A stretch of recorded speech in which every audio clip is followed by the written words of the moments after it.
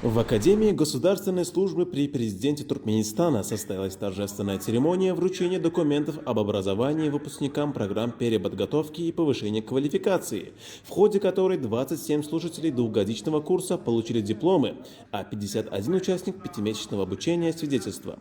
Сегодня меня переполняет чувство огромной гордости и глубокой благодарности. Окончание Академии государственной службы при президенте Туркменистана – это не просто важный этап моей жизни, это высокая честь и колоссальная ответственность перед нашей Родиной. Годы учебы здесь дали нам не только глубокое профессиональное знание, но и четкое понимание нашей главной миссии – преданно служить своему народу и государству. Наша главная цель – оправдать высокое доверие героя Аркадага и Аркадаг героя Сердара.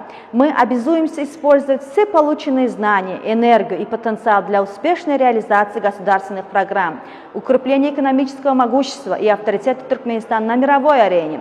Мы заверяем, что будем трудиться с полной отдачей, руководствуясь принципами справедливости, патриотизма и высокого профессионализма. Желаем нашему национальному лидеру, герою Аркадагу и уважаемому президенту Аркадаг герою Сердару крепкого здоровья, долголетия и великих успехов в их грандиозных деятельности во имя благополучия нашего народа. В рамках учебного процесса, ориентированного на подготовку руководителей нового формата с внедрением инноваций и передового мирового опыта, специалисты освоили комплекс профильных дисциплин, включая конституционное, административное, гражданское, трудовое и международное право, государственное регулирование развития, финансы, бухгалтерский учет и аудит, а также цифровые системы делопроизводства, управления персоналом и профессиональную этику. Berkarar döwletiň täze eýamynyň gazgynçy döwründe Bedawatly Akmaradyň mekany ýylynda Türkmenistanyň prezidentiniň ýanyndaky Döwlet Gully Akademiýasynyň uçurumy bolmak bagty maňa hem ýeter etdi. Men hem şu pursatdan peýdalanyp özümiň ýürek buýsançlarymy beýan etmek dileýärin.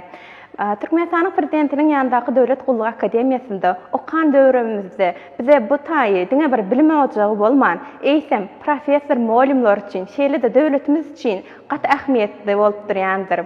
Biz bu taýda alan bilimlerimizi, molimlerimizin nazary bilimlerini geljekde özümiziň şahsy durmuşymyzda, işimizde berk ornaşyp, öz iş ýerlerimizde kämilleşmek üçin ulanjakdygymyzy inandyrasym gelýär.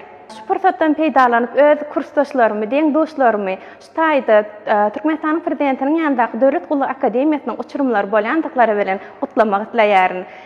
Bize şular ýaly giň mümkinçilikleri, döwrewap okuw merkezlerinde okamaga giň mümkinçilik döretip berýändig üçin Gahrman Arkadagymyza, Arkadag Gahrman Serdarymyza köp-köp sag bolsun diýärin. За отличную успеваемость и высокую общественную активность ряд выпускников был награжден почетными грамотами, после чего молодые специалисты выразили признательность руководству государства и заверили, что направят полученные знания на эффективное решение актуальных задач во благо Родины. Hormatly prezidentimizin parasatly ýolbaşçylygyna, Türkmenistanyň prezidentiniň ýanyna Döwlet Gully Akademiýasynyň dinleýijileri hökmüne şu günkü guturşda baramyzda ýürekden çykan minnetdarlyk sözlerimi beýan etmek isleýärin.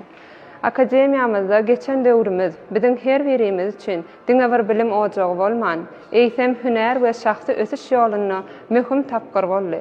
Bu ýerde döwlet dolandyryşynyň inçe türlerini, häzirki zaman menejmentiň esaslaryny, sanly ulgamlaryň ähmiýetini we hukuk ilimläriniň çuňlyklaryny öwrendik. Professor mugallimlerimiň ýokary hüner derejesi, alymy usuliýet taýdan kämil bilimleri we tejribeleri biziň geljeki işlerimize uly gollaw boljakdygyna inanýarys. Şu pursatdan peýdalanyp Gahrman Arkadagymyza, Arkadagly Gahrman Serdarymyza sag bolsun aýdýarys. Gahrman Arkadagymyzyň, Arkadagly Gahrman Serdarymyzyň janlary sag bolsun, başlary aman bolsun. Tutýan tutumly işleri elmydama rowaşyklara weklensin.